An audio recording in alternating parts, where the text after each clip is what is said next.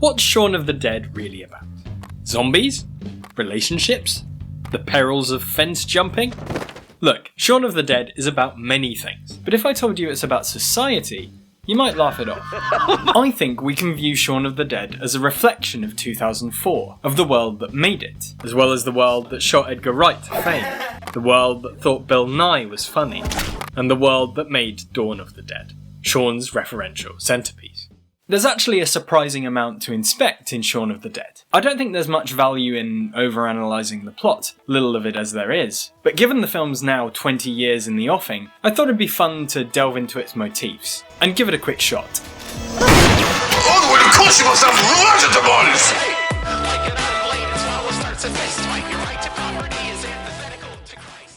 So go and watch the film if you haven't already, because I'll be spoiling it within a minute of now.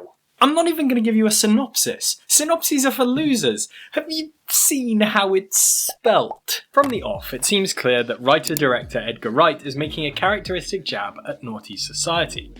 See the way these people move in the intro?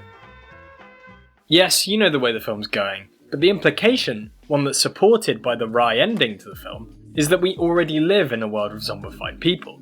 People with dull jobs and dull, repetitive lives. In Shaun's flat, Ed, great name by the way, is the most obvious example of this. He doesn't do anything except laze around playing video games and selling on drugs. When he becomes a zombie at the end of the film, it doesn't fundamentally change his relationship with Shaun, at least from Shaun's perspective, because Ed basically lived a zombie life already.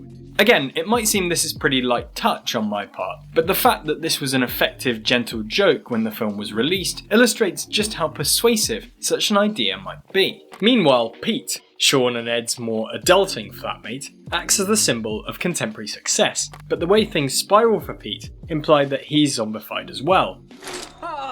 Just, one supposes, in a different way, than instead of being dead lazy like Ed, he's tied up as a thrall to work. The way Pete demands things of Shaun and Ed illustrates just how controlled he is by his serious jobbing lifestyle. Can you see why I'm so fucking angry? Fuck yeah! And the fact that zombie Pete still seems to be exerting a control on his flatmate's behaviour.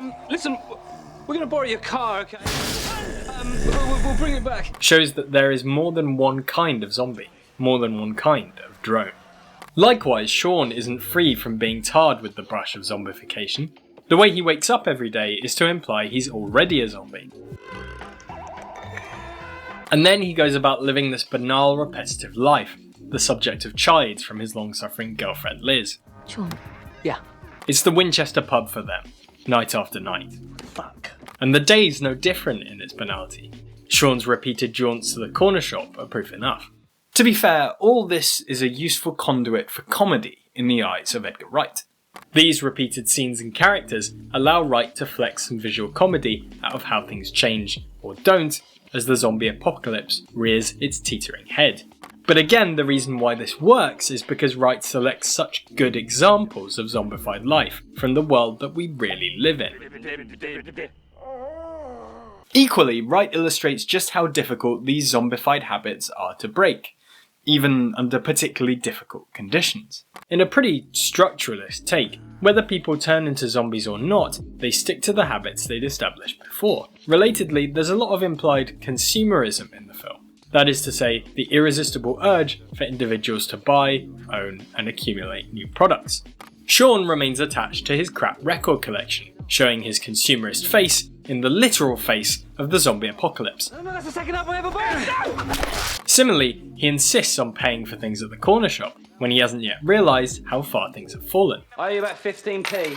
Consumerist status symbols like the nice car persist even when their value offering has gone out the window. Meanwhile, the institutions of family, friendship, and of course pub project similarly strong energies for the purposes of progressing the plot. I think what Edgar Wright wanted to make clear here is that there's comedy in the preservation of some humanity after an apocalyptic event. And this is reinforced by the general tone of the film, one of camaraderie as opposed to outright doomerism. Said doomerism was exactly how zombie movies were interpreted at the time, as a symbol, along with other disaster epics, of an anxiety born out of the post 9/11 world. But I don't find that convincing with respect to Shaun of the Dead.